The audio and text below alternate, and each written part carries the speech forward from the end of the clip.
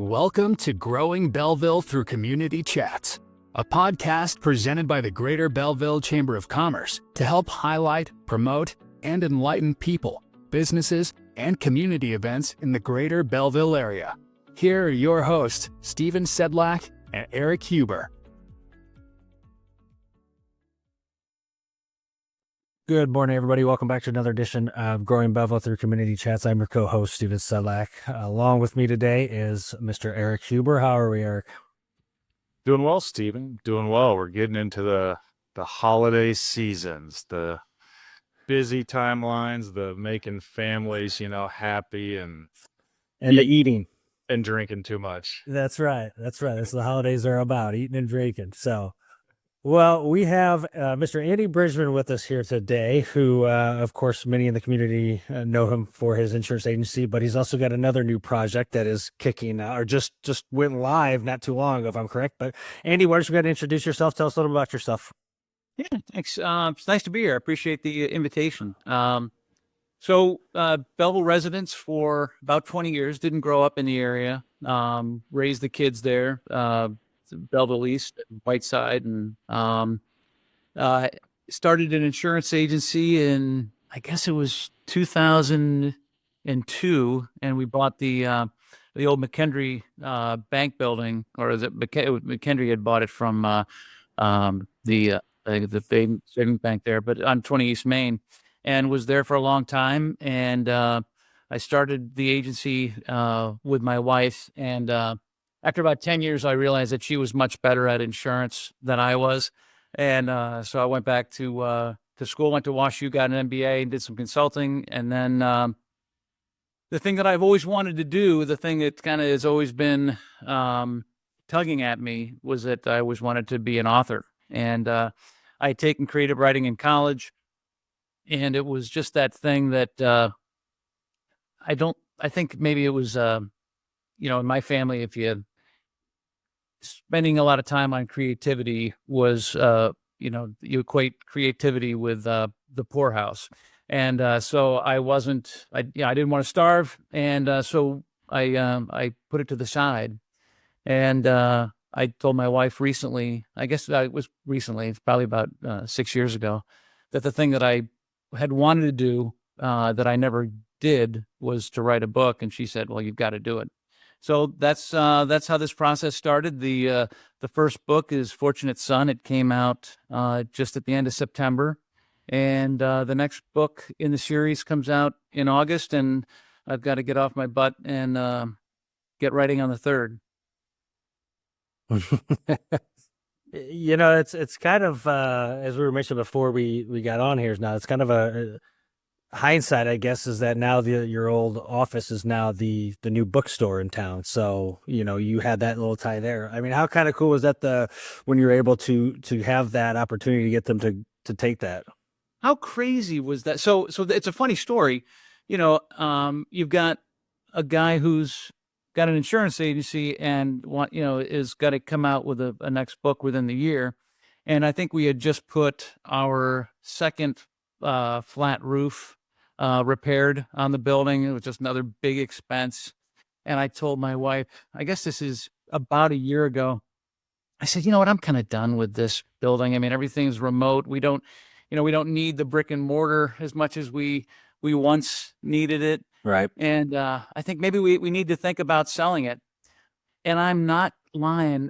Honestly, within 3 hours, we get a call from somebody they had given our name to, and they said they were from Utah and they were interested in buying our bank building. Now, that doesn't happen every day. And then not only that, but they own a bookstore and they want to put a bookstore in there. And I'm like, well, the universe is speaking pretty loudly right now. Right. And it was very agreeable and easygoing, nice guys, and they've done an amazing job with that building. We did a lot of work when we got in there, but an insurance agency is not the thing that is going to, as you know, Steve, is not the big draw. people don't just go out of their way to go to the insurance agency. And so Nope. the building, people didn't really see that building for a long time. And what they've done by opening up the and showing the ceiling and plaster work and everything else, it's beautiful, and it's a tribute to them. We tried to be a good steward of that building. We kept it alive long enough to have somebody go in there and really present it to the community, and it's good for everybody.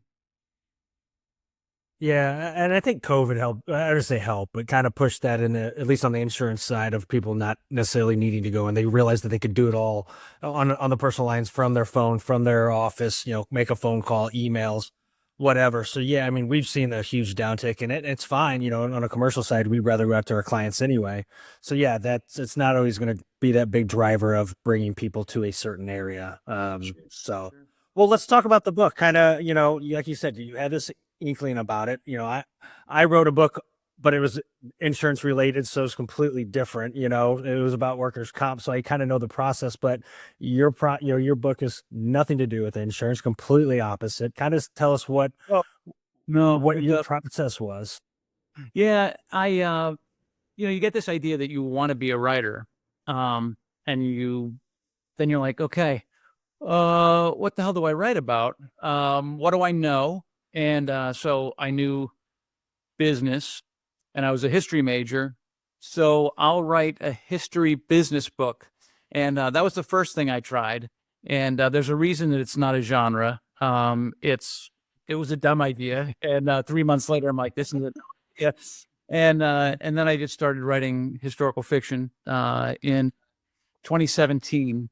And I spent a year. And when I say I spent a year, every single day, 4:30 in the morning until whenever my brain would stop working, I would write this historical fiction.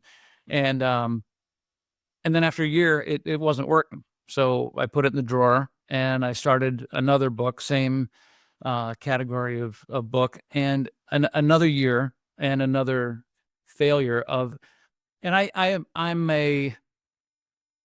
I want it to be good. I wasn't going to write a book just to get something online or whatever else. So that didn't work. And then I decided that I would try to write a thriller, because, you would have to have a tight plot. And what I found is I found my lane. Like that was the thing that worked for me. And it took a year to write the book. When I was done, I wanted to see if I could get it traditionally published. As listeners might know, there's, you get, you can either have it done by a publishing house, or you can do it online yourself. And I wanted to know if my writing was good enough to be traditionally published. And it's very hard to get an agent. It's very hard to get published by a big publisher. And so I made one. My editor. I asked him if he knew anybody that was an agent, and he said, no, I don't know anybody. And then he read the book, and he's like, this is one of the best books I've read in the last few years. Who do you want to work with? He gave me one name, and she's got Pulitzer Prize winners. And she said, this is going to be our big book for 2021. It got sold to Germany, and it's got sold to Hungary. And then they couldn't find a U.S. publisher for it. So for 2 years, I just kind of waited around to see if there was something good was going to happen. Right.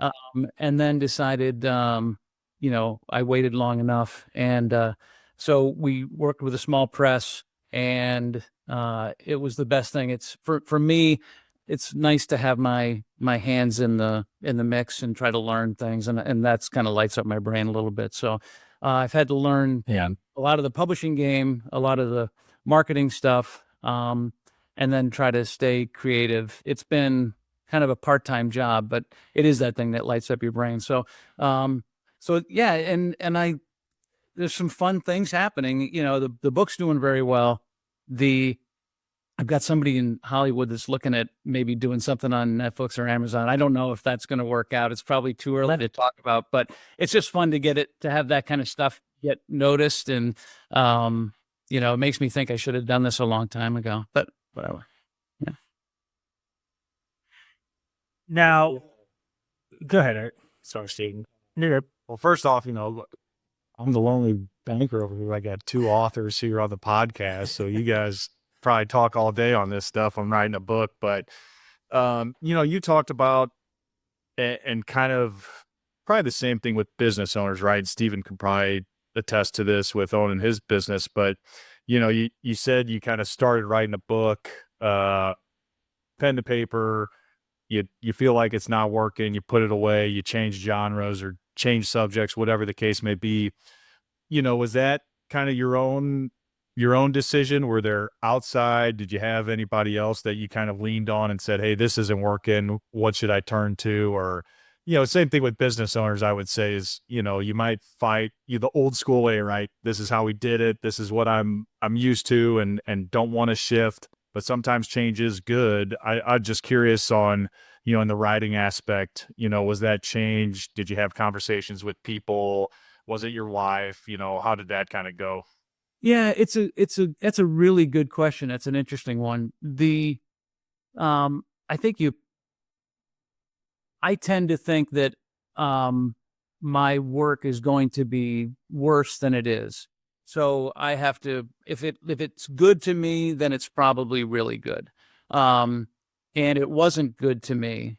And I was a voracious reader, especially as a kid. I would just pound through books and books and books. And, when you see it and it's good, it's good. And when there's something missing, it's got to either get fixed or you need to put it away. My wife was very upset, especially with the second book I put away. She loved the characters. She loved, everything that was going on. And, but it wasn't the quality that I thought it needed to be. Maybe that's something I'll revisit one day, but, I don't regret the decision. It's hard. It's a mourning process. When you spend a year working every day on something and you decide that what you did wasn't good enough, it hurts, but you also don't become good at anything until you fail a lot. And that was true for us in business. And it's I've seen it so many different times in almost every walk of life. So if you have an attitude that it's good enough, then you'll probably be okay. But if your attitude is it's not good enough, it needs to be better, then maybe at the end you come out with something that's better than what you thought you could do. So that's I guess in a nutshell what I would say. So what I'm getting from this is that you're kind of saying is it's not easy, right? Not everybody can do it. It's a process and it's time that you're going to take, and it's not an overnight success, if you will. It is something that is, I guess, when did you start? I'm just kind of curious, when did you start your process of, hey, I'm going to sit down, I'm going to write a book. This is what I'm going to do. How long ago did that start? Like you said, you had 2 to 3 years of that. And then you said the other, the book now came out in publisher in 2021, and we're just now getting it out in the United States. What has your process been, in case anybody else kind of is thinking the same thoughts you had? Yeah. If you had told me in 2017 or 2018 when I started that, you're going to work for 3 full years, not make a dime, have nothing to show for it, and then when you finish it, you're going to wait 3 more years and your book will come out, I would have been like, no, I'm not signing up for that. No, thank you. Yeah. When you're in it and you're passionate about something, it's okay. And what's nice is that I've not asked writing to pay the mortgage. I've not asked writing to pay the electric bill.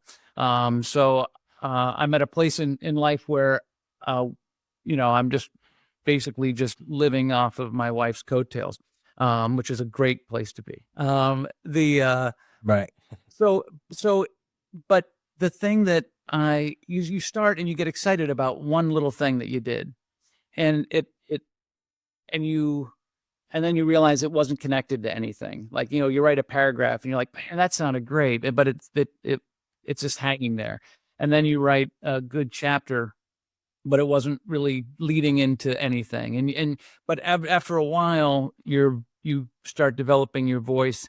And I don't know of too many writers that I've spoken to that didn't suffer through a lot of years of difficulty to try to get there.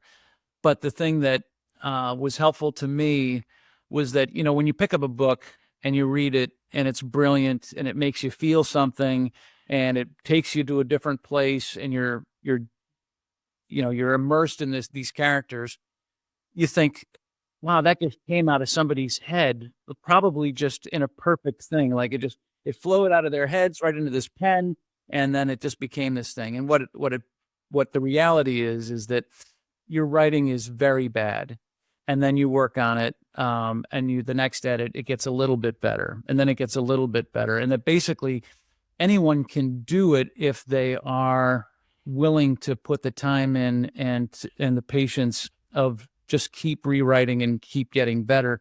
But it's it's not for everybody, because you have to be super passionate about it to get there. And, Right. Now I feel like I found the thing that I was supposed to do. Took a long time coming, but yeah. So tell us a little bit about the book, and I don't want to pigeonhole it or make it kind of like, hey, this is the kind of style book that it is, but is there like a certain author or anything like that you can do your own separate thing? Just kind of curious, again, just tell a little bit about the book, the plot, the kind of where you see it kind of falling into.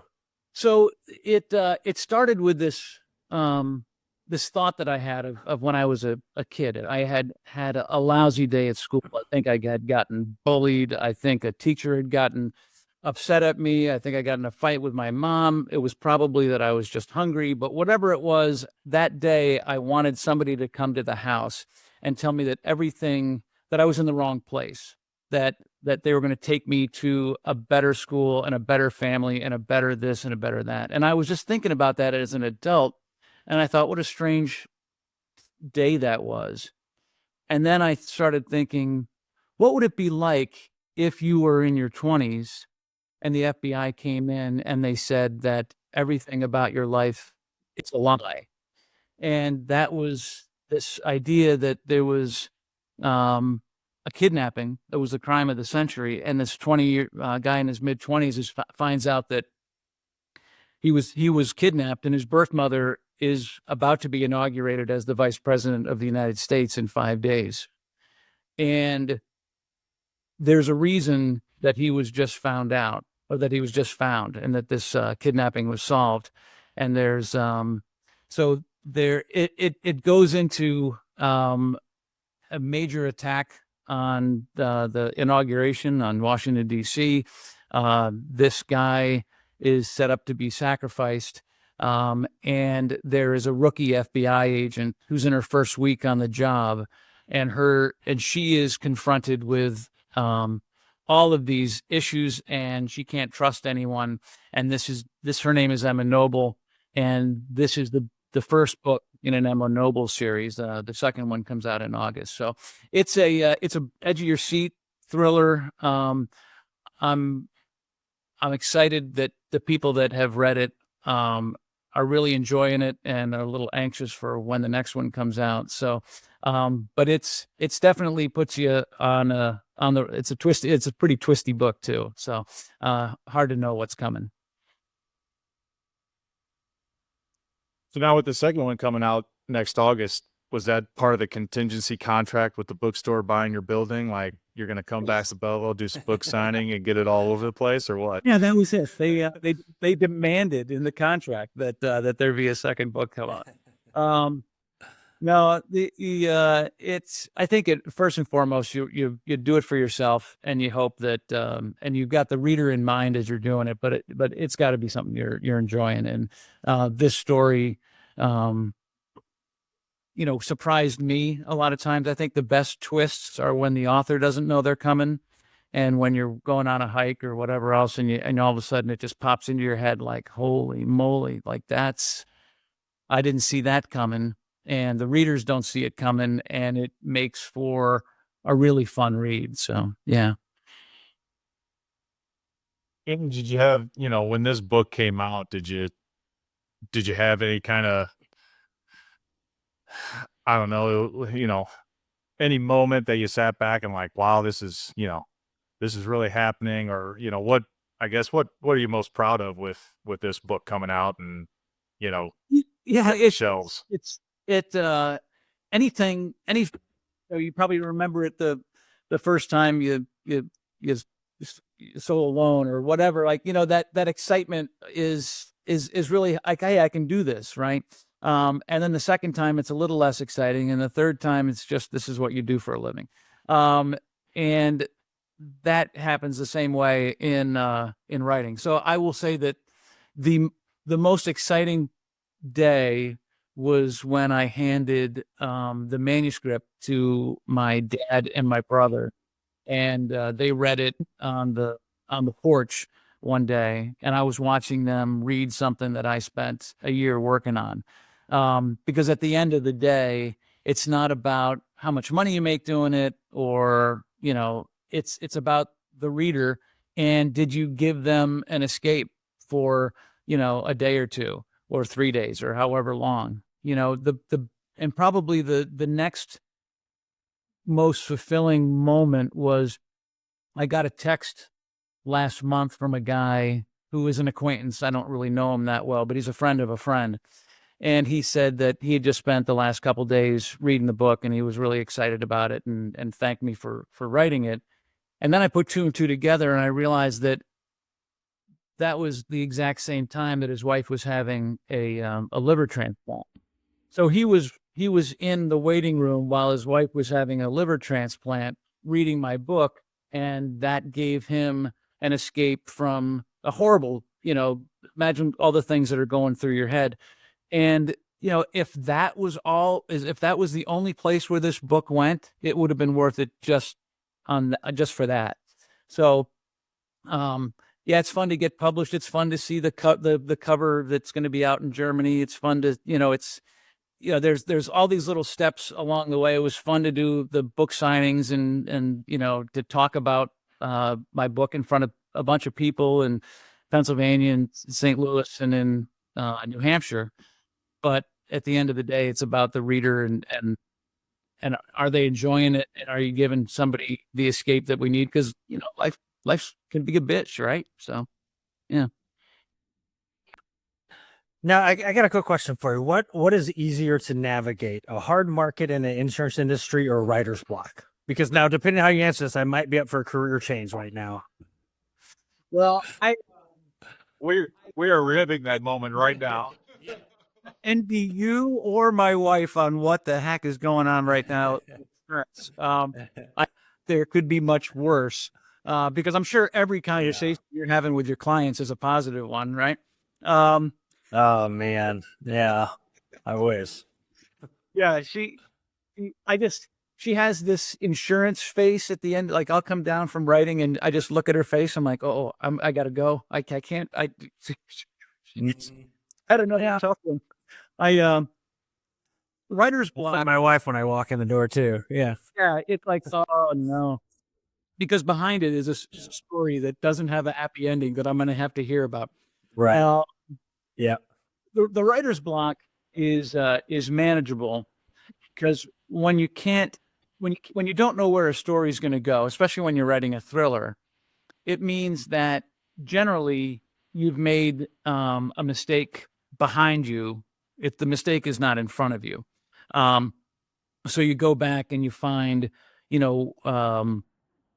like, as you're writing a thriller, you're presenting questions, and you're trying to leave as many doors open of where you can travel as a writer, because then you get surprised and everything else. But as soon as you close a door behind you and you get into this room and you realize, you know what, I'm in the wrong room, and then you back up and you figure it out. I don't know if that's if you understand what I mean, but writer's block is usually a symptom of another problem, and that took me a long time to figure out, because what I would do in the first book was, because I have a good work ethic, I would just try to write myself out of the problem and spend 45 days continuing down the wrong path and wasting a lot of time. Now when I get to a point where I'm not quite sure, I go backwards, and it may just be a chapter, and I reset and keep going. But writer's block sucks, but hard market insurance sucks a lot worse. Yeah. You know. Okay, good. At least I'm not alone here. Yeah. Well, hey, look, we're coming up on 25 minutes here, so we want to be respectful of your time. First off, also congratulations on the book and the success with it. How can people get a hold of it and get copies of it? Where can they purchase it at? Yeah. So the book is called Fortunate Son, and if you Belleville Books should have it, and that would be your number one place to go is to an independent bookstore. We need those in our community. We need to support them every chance we get. So that would be where I would get it. Yep. If you're not able to get out, the Jeff Bezos will bring it to you, and you can get it on Amazon.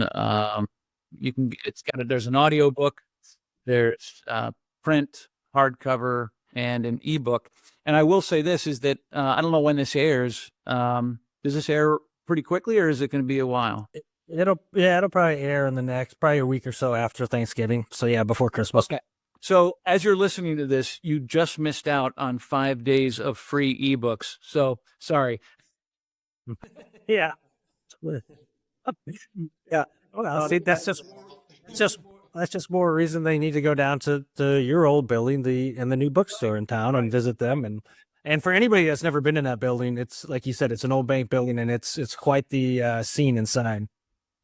Yeah, it's amazing, and they're good people, and it's nice to see. We were real active in the chamber, and we were real active on Belleville Main Street, and it's nice to see new blood and resurgence of those old buildings. And when we got there in 2002, we had a lot of people shaking their heads, wondering why we would make an investment in downtown Belleville.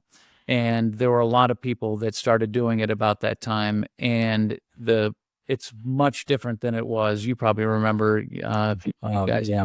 And it's a great destination now, and you need those new people to envision something that we couldn't imagine in the first place. So when I walk in, I almost teared up when I saw what they'd done to the building down there.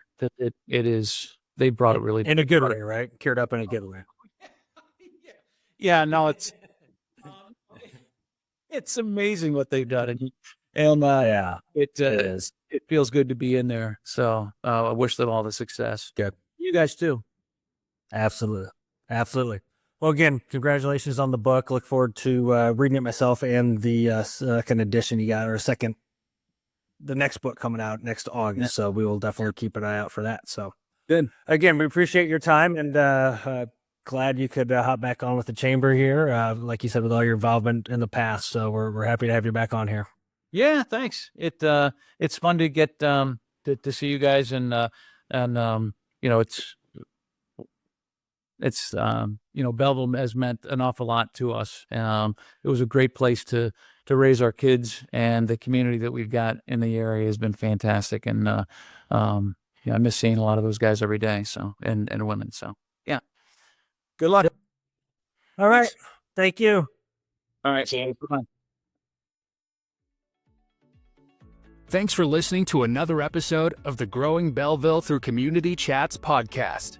Please remember to follow and subscribe to this podcast and share with your friends and community leaders. For additional information from this podcast, please reach out to the Greater Belleville Chamber of Commerce.